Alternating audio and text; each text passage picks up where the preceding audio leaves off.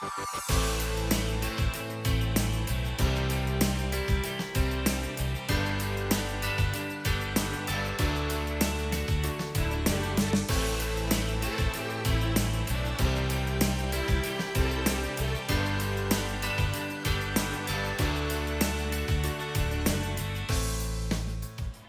fashion memang selalu menarik untuk dijadikan lahan bisnis. Namun kini, bisnis fashion tidak hanya dipengaruhi oleh modern lifestyle, tetapi juga dipengaruhi oleh modern Muslim lifestyle. Roja Fitridayani, pengusaha berusia 24 tahun, cerdik melihat peluang bisnis hijab modern dan mendirikan Hijab Princess. Ia menggunakan media online untuk memasarkan produknya dan terus berinovasi untuk mengembangkan bisnis hijab modernnya.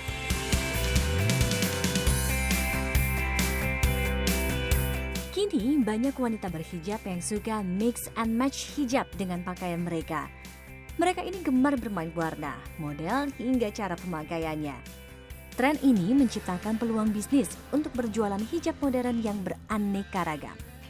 Salah satu yang memanfaatkan peluang ini adalah Roja Fitridayani, seorang mahasiswi Master of Business Administration MBA Institut Teknologi Bandung.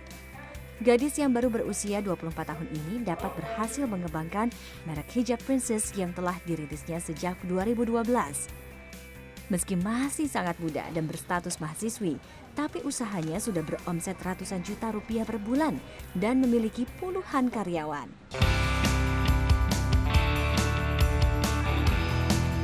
Kesuksesan ini berawal dari keisengannya membuat pashminanya sendiri. Saat itu kerudung pashmina panjang atau shawl sedang menjadi tren pada 2012. Roja tertarik memilikinya, namun karena harganya yang cukup mahal, maka Roja terpikir untuk mencari bahan serupa dengan berkeliling ke beberapa sentra kain di Bandung. Sisa potongan kain yang tidak terpakai ia jahit menjadi pashmina dengan desain yang cantik dan mulai ia jual kepada teman-temannya melalui BBM dan Instagram. Merek Hijab Princess sendiri dipilih karena Roja ingin para pembeli merasa bahwa every woman is special, a princess in her own place. Di luar perkiraan, pashmina buatannya diminati oleh pasar. Bisnisnya pun berkembang. Tak hanya omset hingga ratusan juta rupiah per bulan yang ia raih, tapi nama Hijab Princess telah menjadi salah satu brand yang memiliki jangkauan pasar yang cukup luas di tengah masyarakat. Penjualan yang awalnya dilakukan lewat jalur online dan media sosial kini telah berkembang. Selain telah memiliki 2 distributor resmi di Batam dan Kalimantan Timur, Roja juga telah memiliki 2 butik di wilayah Balubur dan Dago, Bandung. Tidak hanya dari Indonesia, Hijab Princess juga mendapatkan pesanan dari mancanegara seperti Singapura, Australia, dan Brunei.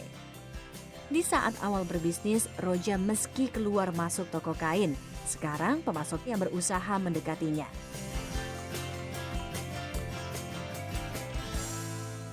Jadi aku jarang banget yang namanya ke toko bahan. Kalau sekarang, kalau dulu ya Allah, dulu mah belusukan. Jadi ketika sudah Hijab Princess sudah memiliki nama, justru mereka yang datang. Orang-orang bahan ibaratnya yang datang ya. Malah dari India juga. Jadi benar-benar yang nggak tahu dapat kontakku dari mana. Biasanya mereka hubungin ke Instagram dulu, ada direct message-nya gitu.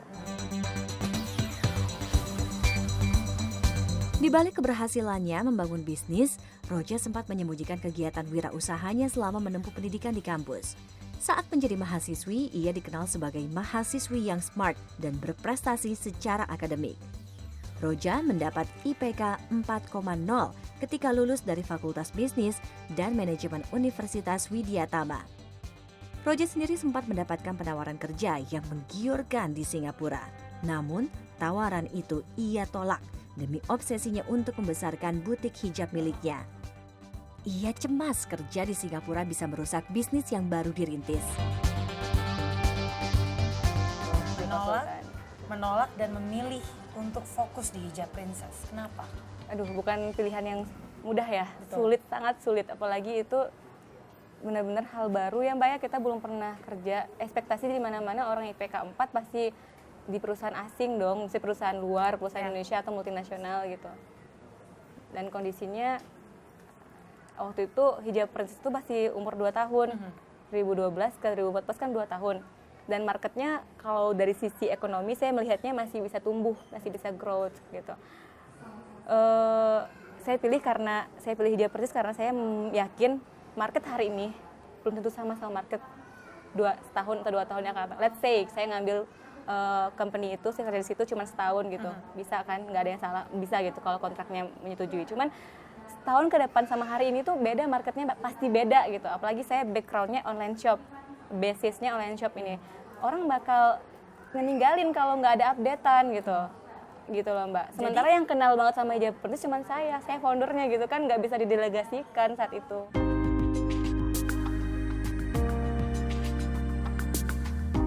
Anak kedua dari 3 bersaudara ini menyatakan kesuksesan berbisnis hijab seperti sekarang tidak lepas dari dukungan keluarga. Ia bersyukur bisa mengikuti bakat dari sang ayah yang merupakan seorang pebisnis beras di Kerinci, Jambi. Kini, Roja telah menjadi seorang pengusaha yang mandiri secara finansial dan berhasil membanggakan kedua orang tuanya.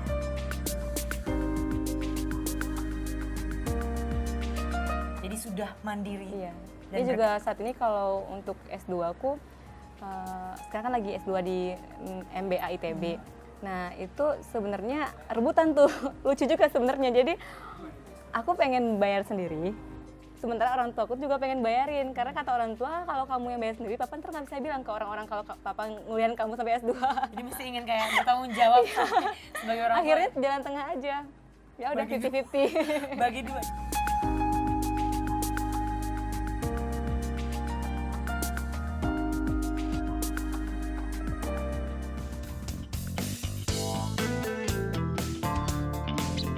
Visinya ingin menjadikan Indonesia itu sebagai pertama pusat fashion muslimah, dan menjadikan yang kedua orang-orang cewek-cewek muslimah yang pakai hijab itu bangga gitu, nggak yang ngerasa kuno pakai jilbab.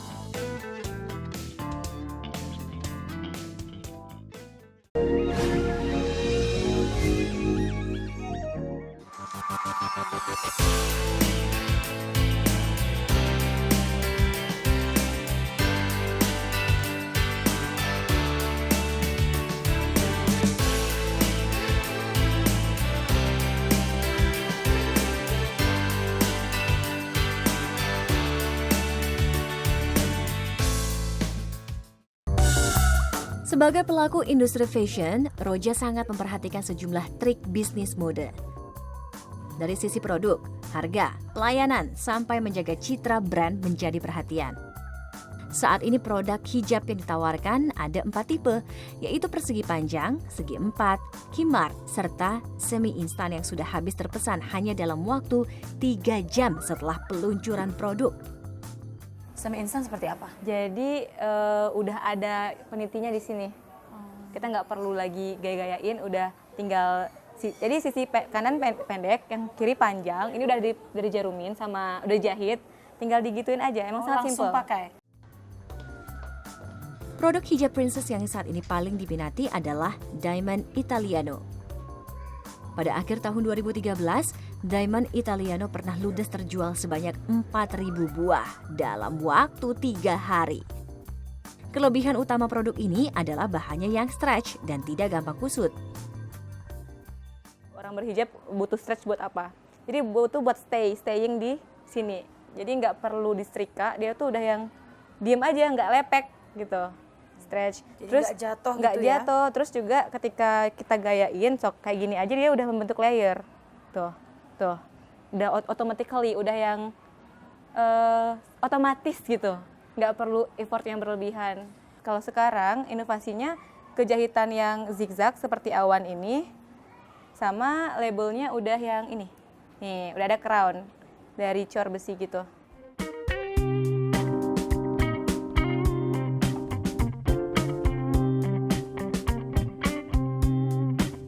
Warna untuk jenis Diamond Italiano ini sangat lengkap.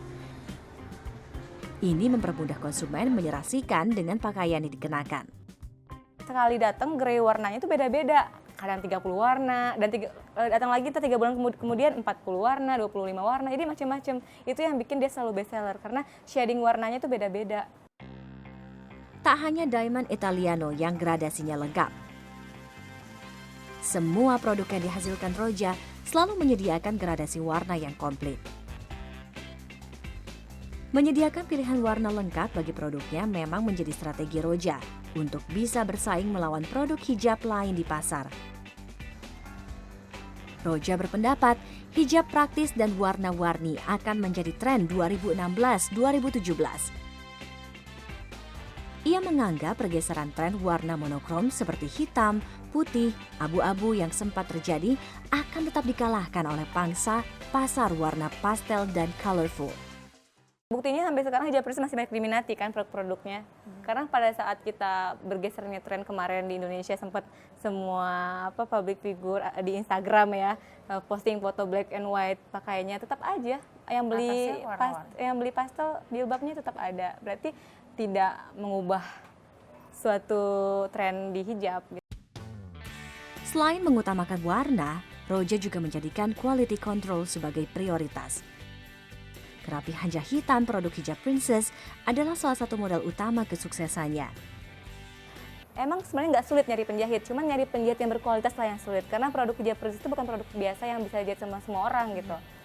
Even ada penjahit baru yang masuk tuh aku harus training dulu, harus lihat dulu hasilnya gimana.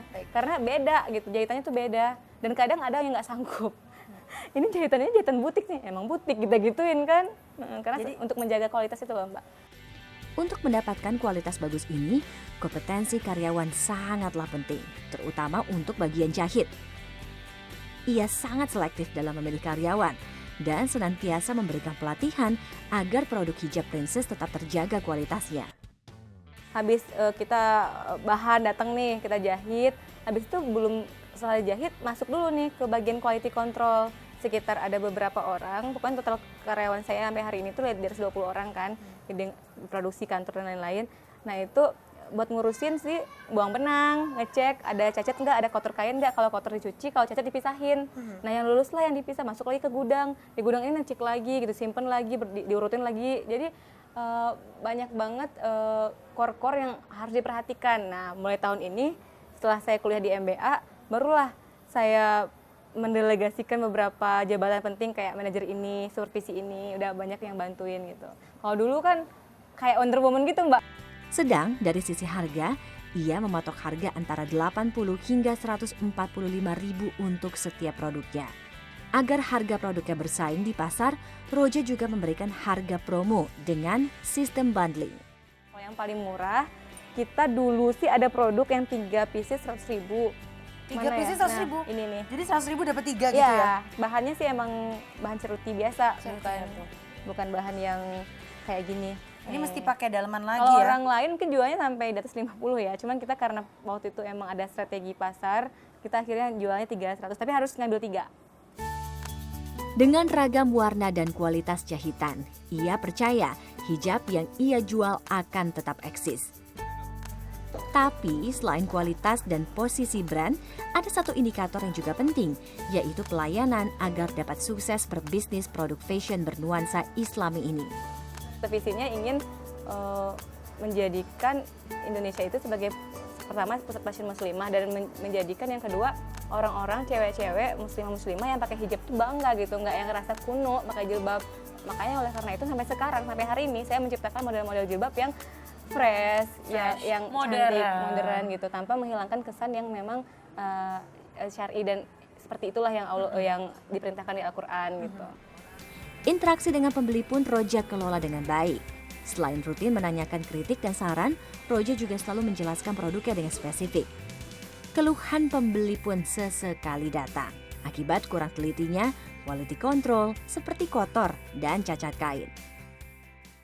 Nah biasanya kalau ada yang komplain kita tangani dan kita ganti yang baru. Ia percaya bahwa kejujuran merupakan hal utama di hijab princess. Ia lebih memilih rugi daripada menjual barang cacat. Ini kita rapikan di sini ya. Terus baru nih, kalau ini kan persegi panjang.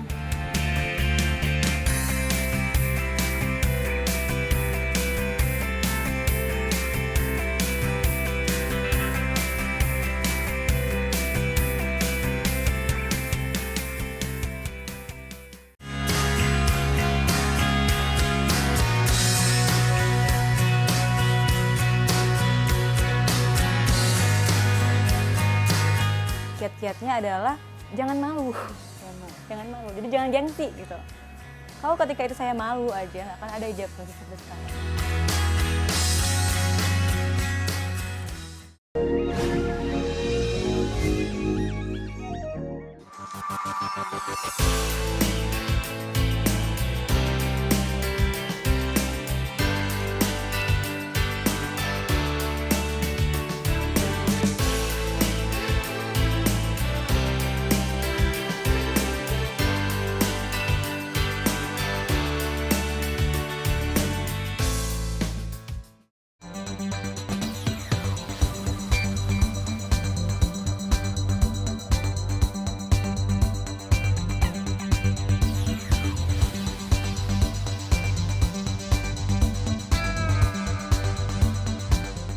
Segmentasi pasar hijab princess meliputi remaja putri hingga para ibu muda yang membutuhkan hijab praktis dan berkualitas dengan harga terjangkau.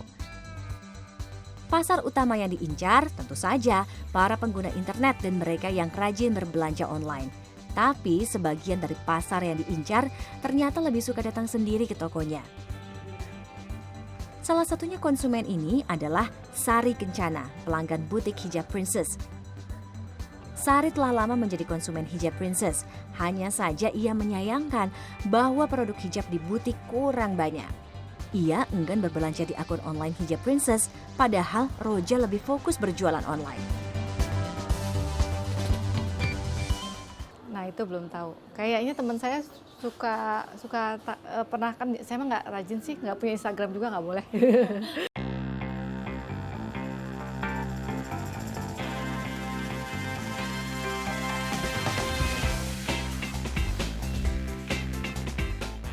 Pasar eceran fisik atau non-online yang diincar Roja tak hanya ada di dalam negeri.